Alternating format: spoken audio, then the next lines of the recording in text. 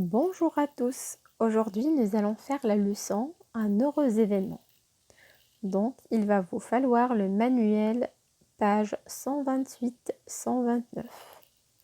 Nous allons commencer par observer l'image. On peut dire que cette scène se passe à l'hôpital ou bien à la clinique. Ça dépend les endroits. En fait, ça peut être une maternité. Alors, c'est un endroit où fait naître les bébés, où les mamans viennent accoucher. Donc, on voit sur cette image Hugo, les parents de Hugo, donc sa maman sur le lit et le papa de Hugo qui est à côté de lui. On voit aussi un bébé dans un couffin ou bien dans son petit lit. Et en arrière, on voit une infirmière. Et évidemment, on voit Taoki. Donc, le papa d'Hugo est en train de filmer le bébé puisque tu l'as deviné. Donc, le bébé, c'est le bébé des parents de Hugo et donc c'est le petit frère ou la petite sœur de Hugo, on ne sait pas encore. Le papa est en train de filmer puisque c'est un moment dont il a envie de garder le souvenir.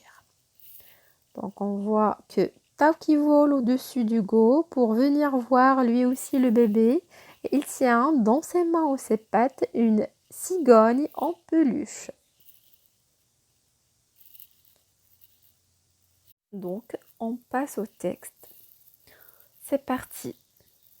Quelques jours après le retour d'Hugo de classe de mère, sa maman est partie en trombe à la maternité, accompagnée de son mari pour accoucher. Le lendemain matin, Hugo apprend que sa petite sœur est née. Elle s'appelle Agnès. Fou de joie, il trépigne d'énervement. Il va bientôt la voir et Taoki se ronge les pattes. Les grands-parents les emmènent voir le bébé. Oh, qu'elle est mignonne! Elle est si petite. Avec son pyjama rose et ses petites boucles blondes, on dirait un ange. À son poignet, le nourrisson porte un bracelet avec son prénom et sa date de naissance. Agnès dort paisiblement et pousse un petit grognement. Hugo et Taoki craignent de la déranger et s'éloignent sur la pointe des pieds. Donc, après la lecture du texte, vous passez directement aux questions de compréhension. Cahier d'exercice à la page 40. On commence par l'exercice numéro 9. Entoure le dessin qui correspond au texte de l'histoire. L'exercice suivant. Colorer d'une même couleur chaque question et sa réponse.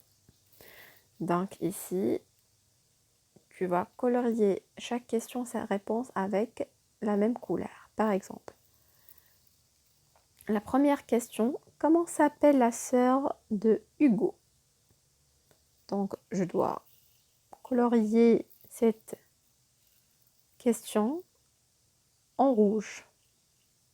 Et je cherche la réponse. La réponse, ça sera, elle s'appelle Agnès. Donc, ces deux étiquettes doivent être de la même couleur. Et je change après de couleur. Donc, il me faudra 4 couleurs différentes pour cet exercice. Donc, je vous souhaite bon courage et à bientôt.